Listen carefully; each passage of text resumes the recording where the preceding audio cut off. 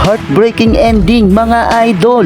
Sinibak ni Josh Giddey ang Lakers sa dulo. Half-court buzzer beater for the win. Napa-walkout na lang si LBJ sa nangyari. Second road game ng Lakers. Gigil na makabawi si Luka at LeBron sa mga batang player ng Chicago Bulls. First 5 points na itala agad ng Bulls sa opening quarter, led by Josh Giddey and Kobe White na maagang nagparamdam mga idol. Sumagot naman agad ang Lake Show, Jackson Hayes baseline drive at first wide 3-pointer for Luka Doncic. Pinakitaan ng mabilis na galawan ni LeBron ang batang player ng Bulls. Matapos niya, nagsimula ng mag-run ang Bulls. Umabot sa double digits ang inahabol ng visiting team. Luka to LeBron full court pass. Sabay dakdak ni LeBron. Sasabay pa sana ang isang player ng Bulls. Kaya lang parang truck na rumarga sa si The King. Disente naman ng opensa ng purple and gold. Yun nga lang, natambakan sila ng Bulls sa first quarter. 32-22. Bulls up by 10. Second quarter, maagang takeover mode para kay Austin Reeves. Kumana lang naman siya ng 10 straight points para ikat ang double digits na hinabol nila sa Bulls.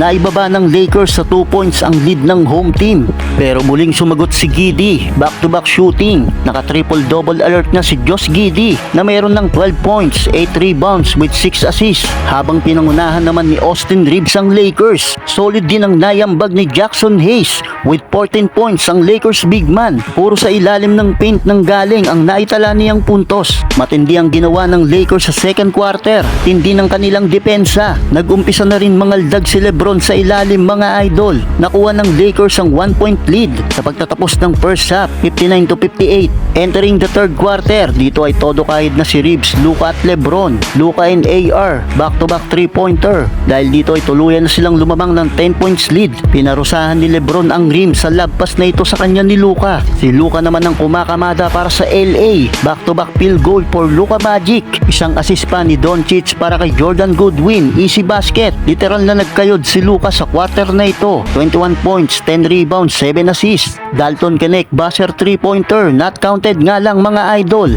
91-75. Hawak ng LA ang 16 points lead. End of third. Fourth and final quarter. Good ball movement for Lakers. May 15 points na si LeBron. 21 points na rin si AR. Team effort ang LA sa quarter na ito. Kaya hawak pa rin nila ang double digits lead. Todo buwat na rin si Kobe White sa Chicago. Nagpakawala ng tatlong sunod na 3-pointer. Kaya naibaba ng Bulls ang lamang ng Lakers sa single digits. Namilipit naman sa sakit si Austin Reeves matapos mag-tweet ang kanyang ankle sa play na ito. Well, hindi naman big deal mga idol. Ipinagpag lang ni Reeves ang injury. Balik ulit sa laban. Last 4 minutes, palitan na ng basket ang both teams.